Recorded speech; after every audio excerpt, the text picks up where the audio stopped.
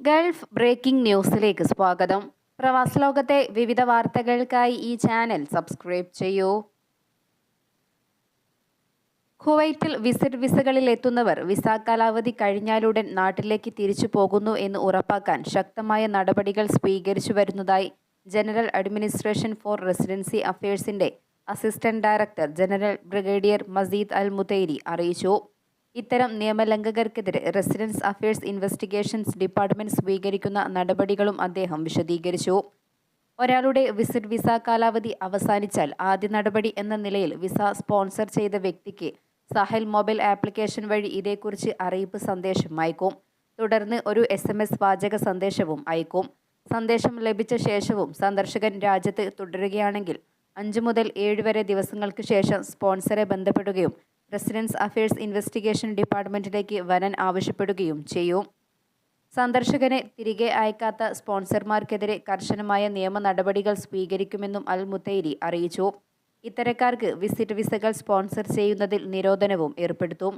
മുന്നറിയിപ്പുകൾ അവഗണിച്ചും രാജ്യത്ത് തുടരുന്ന കേസുകളിൽ സന്ദർശകരെ അറസ്റ്റ് ചെയ്യുകയും സ്പോൺസർക്ക് പിഴ ചുമത്തുകയും ചെയ്യുന്നത് ഉൾപ്പെടെയുള്ള നടപടികൾ സ്വീകരിക്കും.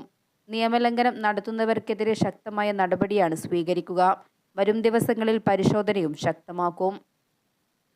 അതേസമയം ശരിയായ രീതിയിൽ അപേക്ഷ നൽകുന്ന പക്ഷം 15 മുതൽ 30 മിനിറ്റിനുള്ളിൽ സന്ദർശന വിസ ലഭിക്കാൻ രാജ്യത്ത് സംവിധാനമുണ്ടെന്നും അൽ മുതൈരി അറിയിച്ചു. വിസിറ്റ് വിസ നിയന്ത്രണങ്ങൾ ഒഴിവാക്കിയ ശേഷമുള്ള കഴിഞ്ഞ 4 മാസങ്ങൾക്കിടയിൽ രാജ്യത്തെത്തുന്ന വിദേശ സന്ദർശകരുടെ എണ്ണത്തിൽ വലിയ വർധനവുണ്ടായതായും അധികൃതർ അറിയിച്ചു. ആഴ്ചയിൽ ശരാശരി 8700 സന്ദർശക വിസകളാണ് ഈ കാലയളവിൽ നൽകിയത്. അമേരിക്കക്കാർ, ബ്രിട്ടീഷുകാർ, തുർക്കികൾ, ജോർദാനിയക്കാർ, ഈജിപ്തുകാർ, ഇന്ത്യക്കാർ, സിറിയക്കാർ എന്നിവിടങ്ങളിൽ നിന്നുള്ള സന്ദർശകരാണ് കൂടുതലായി എത്തിയതെന്നും അദ്ദേഹം അറിയിച്ചു. UAE-യിലെ സ്വകാര്യ മേഖലയിൽ ജോലി ചെയ്യുന്ന വിദേശി സ്ത്രീകൾക്ക് പ്രസവാവധി 90 ദിവസമാക്കി അബുദാബി വർദ്ധിപ്പിച്ചു. അബുദാബിയിലെ സ്വദേശി കുടുംബങ്ങളുടെ ക്ഷേമത്തിനായി രൂപീകൃതമായ കമ്മ്യൂണിറ്റി ഡെവലപ്മെന്റ് ഡിപ്പാർട്ട്മെന്റാണ് ഇത്തരമൊരു തീരുമാനം കൈക്കൊണ്ടത്. UAE-യിലെ പൊതുമേഖലാ സ്ഥാപനങ്ങളിൽ ജോലി ചെയ്യുന്നവർക്ക് 3 മാസത്തെ ശമ്പളത്തോടെയുള്ള പ്രസവാവധിക്ക് അർഹതയുണ്ടെങ്കിലും സ്വകാര്യ സ്ഥാപനങ്ങളിലെ സ്ത്രീകൾക്ക് സാധാരണയായി 60 ദിവസം മാത്രമാണ് നിയമപ്രകാരം പ്രസവാവധി അനുവദിച്ചിരിക്കുന്നത്.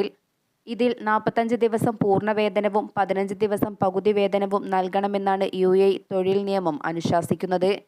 എന്നാൽ ഈ നിയമത്തിൽ ഭേദഗതി വരുത്തിക്കൊണ്ടാണ് അബുദാബി എമിറേറ്റിൽ പ്രസവാവധി 90 ദിവസമായി വർദ്ധിപ്പിച്ചിരിക്കുന്നത്. എന്നാൽ ഇത് പൂർണ്ണ ശമ്പളത്തോടെ എത്ര ദിവസം, പകുതി ശമ്പളത്തോടെ എത്ര ദിവസം തുടങ്ങിയ വിശദാംശങ്ങൾ പുറത്തുവന്നിട്ടില്ല. പദ്ധതി എന്നു മുതലാണ് ആരംഭിക്കുക എന്നും വ്യക്തമല്ല. അമ്മമാർക്ക് കൂടുതൽ വിശ്രമം അനുവദിക്കാനും നവജാത ശിശുവിന് മികച്ച പരിചരണം ഉറപ്പാക്കാനുമാണ് ഈ തീരുമാനമെന്ന് അബുദാബി സോഷ്യൽ സപ്പോർട്ട് അതോറിറ്റി അറിയിച്ചു. അബുദാബി ഏർലി ചൈൽഡ്ഹുഡ് അതോറിറ്റി നടപ്പിലാക്കുന്ന ഹോം വിസിറ്റ് സർവീസ് പ്രകാരം പ്രസവത്തിന് ശേഷമുള്ള ആദ്യ ആഴ്ചകളിൽ സേവനം വീടുകളിൽ എത്തിക്കുന്ന പദ്ധതിക്കും രൂപം നൽകിയിട്ടുണ്ട്. മാതാപിതാക്കളുടെ ക്ഷേമം ഉറപ്പുവരുത്തുകയും കുഞ്ഞിൻ്റെ വളർച്ചയും വികാസവും നിരീക്ഷിക്കുകയും ചെയ്യുക എന്നതാണ് ഇതിലൂടെ ലക്ഷ്യമിടുന്നത്. ഇത്തിനിലെ കിഴക്കൻ സർവീസ് സ്ട്രീറ്റിനെ വൺവേ പാതയാക്കിയതായി ധോഫർ നഗരസഭ അറിയിച്ചു. ഖരീഫ് സീസണിന്റെ ഭാഗമായാണ് നടപടി. ഇത്തിനിലെ കിഴക്കൻ സർവീസ് സ്ട്രീറ്റിലെ തെക്ക് നിന്നും വടക്കോട്ടുള്ള ഭാഗമാണ് വൺവേ പാതയാക്കി മാറ്റിയിരിക്കുന്നത്. ഇതുവഴി യാത്ര ചെയ്യുന്നവർ ഗതാഗത നിർദ്ദേശങ്ങൾ പാലിക്കണമെന്ന് അധികൃതർ അറിയിപ്പ് നൽകി. അൽ അഷ്കറ ഫെസ്റ്റിവലിന്റെ 2ാം എഡിഷന് തീരദേശത്ത് ഇന്ന് തുടക്കമാകും. ജൂലൈ 31 വരെ നടക്കുന്ന പരിപാടിയിൽ സന്ദർശകരെ വേറിട്ട വിനോദങ്ങളാണ് കാത്തിരിക്കുന്നത്. വേറിട്ട രൂപത്തിലാണ് ഉദ്ഘാടന ചടങ്ങുകൾ. ആഘോഷപൂർവ്വം ഫെസ്റ്റിവലിനെ വരവേൽക്കാൻ എല്ലാ മുന്നൊരുക്കങ്ങളും പൂർത്തിയാക്കിയതായി അധികൃതർ അറിയിച്ചു. പൈതൃകം, വിനോദം, വിനോദസഞ്ചാരം, സംസ്കാരം തുടങ്ങിയ മേഖലകളുമായി ബന്ധപ്പെട്ട വ്യത്യസ്ത പരിപാടികൾ ഫെസ്റ്റിവലിന്റെ ഭാഗമായി അരങ്ങേറും. വിവിധ സാമ്പത്തിക, സാമൂഹിക ലക്ഷ്യങ്ങൾ കൈവരിക്കാൻ ലക്ഷ്യമിട്ട് വിനോദ, പ്രോത്സാഹന, സാംസ്കാരിക പരിപാടികളാണ് കാണികൾക്കായി അധികൃതർ ഒരുക്കിയിട്ടുള്ളത്. വാരാന്ത്യങ്ങളിൽ കൂടുതൽ പരിപാടികൾ അരങ്ങേറും. കുട്ടികളുടെ ഭക്ഷ്യവസ്തുക്കൾ അനുമതിയില്ലാതെ ഓൺലൈൻ സ്റ്റോറുകളിലും വെബ്സൈറ്റുകളിലും സാമൂഹിക മാധ്യമങ്ങളിലും പ്രദർശിപ്പിക്കുകയും വിൽപ്പന നടത്തുകയും ചെയ്യുന്നതിനെതിരെ വാണിജ്യ വ്യവസായ നിക്ഷേപ പ്രോത്സാഹന മന്ത്രാലയം രംഗത്ത്. 3 വയസ്സിന് താഴെയുള്ള കുട്ടികൾക്കുള്ള ശിശു ഭക്ഷണ സാധനങ്ങൾ ഓൺലൈൻ പ്ലാറ്റ്ഫോമുകൾ വഴി വിൽപ്പന നടത്തുന്നതിനും കർശന നിയന്ത്രണമുണ്ട്. ചെറിയ കുട്ടികൾക്കായി ലേബൽ ചെയ്തിരിക്കുന്ന ഉൽപ്പന്നങ്ങളുടെ വിൽപ്പന നിയന്ത്രിക്കുന്ന ഒമാനി സ്റ്റാൻഡേർഡ് സ്പെസിഫിക്കേഷൻ ലംഘിച്ചുകൊണ്ട് ഭക്ഷ്യവസ്തുക്കൾ പ്രചരിപ്പിക്കുന്നതും വിൽപ്പന നടത്തുന്നതും ശിക്ഷാർഹമാണ്. ഓൺലൈൻ പ്ലാറ്റ്ഫോമുകളിലടക്കം ഇവ പരസ്യം ചെയ്യുന്നതും വിതരണം ചെയ്യുന്നതും മന്ത്രാലയം അനുമതിയോടെയായിരിക്കണം. മുൻകൂർ അനുമതിയില്ലാതെ മാർക്കറ്റ് ചെയ്യുന്നതുൾപ്പെടെ നിരീക്ഷിക്കും. ഓൺലൈൻ സ്റ്റോറുകളിലും വെബ്സൈറ്റുകളിലും സാമൂഹിക മാധ്യമങ്ങളിലും വാണിജ്യ ഉൽപ്പന്നങ്ങൾ പരസ്യപ്പെടുത്തുന്നതിന് മുമ്പ് ലൈസൻസ് ഉറപ്പുവരുത്തണമെന്നും നേരത്തെയും വാണിജ്യ വ്യവസായ നിക്ഷേപ പ്രോത്സാഹന മന്ത്രാലയത്തിന്റെ മുന്നറിയിപ്പുണ്ടായിരുന്നു. ഓൺലൈൻ മാർക്കറ്റിംഗ്, പ്രൊമോഷൻ തുടങ്ങിയവയ്ക്ക് നിയന്ത്രണം ഏർപ്പെടുത്തി ബൈലോ മന്ത്രാലയം പുറത്തിറക്കിയിരുന്നു. വ്യാപാരികളെയും ഉപഭോക്താക്കളെയും സംരക്ഷിക്കുന്നതിന്റെ ഭാഗമായാണ് നിയമം. ബൈലോ പ്രകാരം സാമൂഹിക മാധ്യമങ്ങളിലും വെബ്സൈറ്റുകളിലും ഉൽപ്പന്നങ്ങളുടെയും സേവനങ്ങളുടെയും പ്രചാരണം നടത്തുന്നതിന് മന്ത്രാലയത്തിന്റെ വാണിജ്യകാര്യ ഇലക്ട്രോണിക് വ്യാപാര വകുപ്പിൽ നിന്നും ലൈസൻസ് നേടേണ്ടതുണ്ട്. അനുമതിയില്ലാതെ ഓൺലൈൻ പ്ലാറ്റ്ഫോമുകളിലെത്തുന്ന ഉൽപ്പന്നങ്ങൾ രാജ്യത്തെ ആരോഗ്യ സുരക്ഷാ മാനദണ്ഡങ്ങൾ ഉറപ്പുവരുത്താത്തവയാകും. കുട്ടികളുടെ ആരോഗ്യത്തെ ഗുരുതരമായി ബാധിക്കുന്ന ഇത്തരം ഭക്ഷ്യവസ്തുക്കൾക്കെതിരെയാണ് അധികൃതരുടെ മുന്നറിയിപ്പ്. ഉൽപ്പന്നങ്ങൾ വാങ്ങി കുട്ടികൾക്ക് നൽകരുതെന്നും ആരോഗ്യ വിദഗ്ധർ ആവശ്യപ്പെടുന്നു. ഗുളിക രൂപത്തിലാക്കി ക്രിസ്റ്റൽ മെറ്റ് മയക്കുമരുന്ന് പോസ്റ്റൽ പാഴ്സൽ അയക്കാനുള്ള ശ്രമം പിടികൂടി. ഒമാൻ കസ്റ്റംസ് വിഭാഗത്തിന്റെ പരിശോധനയിലാണ് ക്യാപ്സൂളുകളാക്കിയുള്ള മയക്കുമരുന്ന് കണ്ടെടുത്തത്. നേരത്തെയും വിവിധ രൂപത്തിലായി പോസ്റ്റൽ പാഴ്സൽ വഴി മയക്കുമരുന്ന് കടത്താനുള്ള ശ്രമം ജനറൽ അഡ്മിനിസ്ട്രേഷൻ ഓഫ് കസ്റ്റംസ് വിഭാഗം പിടികൂടിയിരുന്നു. സമാന സംഭവങ്ങൾ ആവർത്തിക്കുന്ന സാഹചര്യത്തിൽ കസ്റ്റംസ് അധികൃതർ പരിശോധനയും ശക്തമാക്കിയിട്ടുണ്ട്. ഒമാനിൽ അന്തരീക്ഷ മലിനീകരണത്തിന്റെ തോത് നിരീക്ഷിക്കാനുള്ള സംവിധാനം വരുന്നു.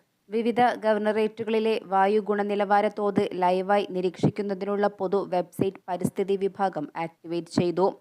പ്രത്യേക വെബ്സൈറ്റിൽ രാജ്യത്തെ വായു ഗുണനിലവാര ഇൻഡെക്സും പ്രധാന നഗരങ്ങളിലെ അന്തരീക്ഷ മലിനീകരണത്തിന്റെ തോതും പൊതുജനങ്ങൾക്ക് നിരീക്ഷിക്കാം.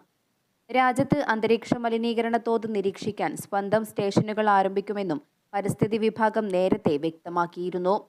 വിവിധ ഗവർണറേറ്റുകളിൽ വായു മലിനീകരണം നിരീക്ഷിക്കാൻ സംവിധാനമുണ്ട്. അതോറിറ്റിയുടെ ആസ്ഥാനത്തുള്ള കൺട്രോൾ റൂമുമായും ഓപ്പറേഷൻ റൂമുമായും ബന്ധിപ്പിക്കും. 24 മണിക്കൂറും പ്രവർത്തിക്കും. ഒമാൻ അടുത്തിടെ ഹരിത സമ്പദ് വ്യവസ്ഥയിലേക്കുള്ള റോഡ് മാപ്പ് പുറത്തിറക്കിയിട്ടുണ്ട്. ഊർജ്ജ മേഖലയ്ക്കുള്ള പരിസ്ഥിതി നയവും പൂർത്തിയാക്കി.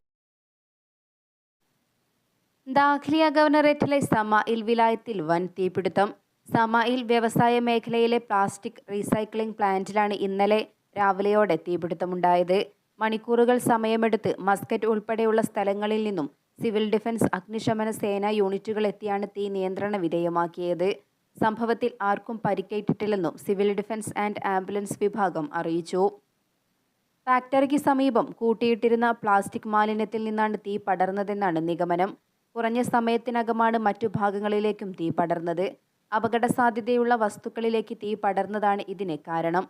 അതേസമയം നിരവധി സാധനങ്ങളാണ് കത്തിനശിച്ചത്. വലിയ നാശനഷ്ടവും കണക്കാക്കുന്നു. തീപിടുത്തത്തെ തുടർന്ന് ഏറെ നേരം പ്രദേശത്ത് പുകപടലങ്ങൾ നിറഞ്ഞു. എന്നാൽ സിവിൽ ഡിഫൻസിന്റെ പെട്ടെന്നുള്ള ഇടപെടൽ തീ കൂടുതൽ ഭാഗത്തേക്ക് പടരുന്നതും വൻ അപകടങ്ങളും ഒഴിവാക്കി.